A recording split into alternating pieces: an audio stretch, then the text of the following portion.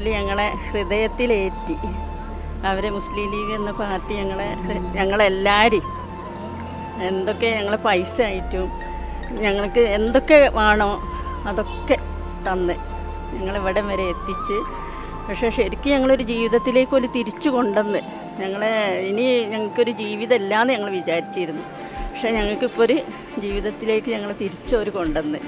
ഞങ്ങളെല്ലാം ഉള്ളവരായിരുന്നു. പക്ഷേ നമുക്കിപ്പോൾ ഒന്നും ഇല്ലാത്തൊരവസ്ഥയിലായി. പക്ഷേ ഞങ്ങളെ വീണ്ടും ഞങ്ങളെ ജീവിതത്തിലേക്ക് തിരിച്ചു കൊണ്ടുവന്ന് ഇപ്പം ഞങ്ങളൊരു ആദ്യത്തെ അത്ര എത്തിയിട്ടില്ലെങ്കിലും എന്നാലും അൽഹംദുലില്ലാ വാടക വീട്ടിൽ ഹൃദയം നിറഞ്ഞ നന്ദിയാണ് പറയാനുള്ളത്.